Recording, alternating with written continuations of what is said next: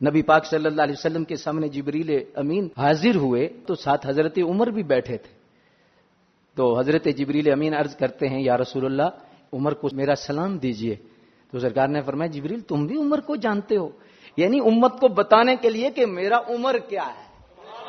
یا رسول اللہ میں فرمایا زمین پر اتنا عمر کو لوگ نہیں جانتے جتنا آسمانوں پر جانتے ہیں. زمین والے کم جانتے ہیں اور آسمان والے حضرت عمر کو زیادہ جانتے ہیں.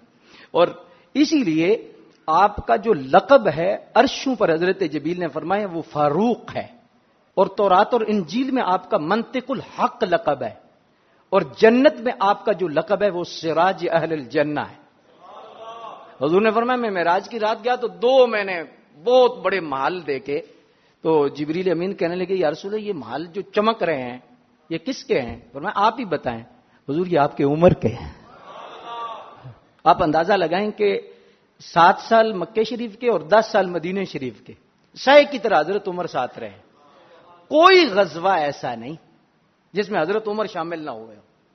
کوئی غزوہ پوری تاریخ اسلامی میں جس میں سرکار شامل ہوئے ہیں اسے غزوہ ہی کہتے ہیں جی. اور حضرت عمر پاک ساتھ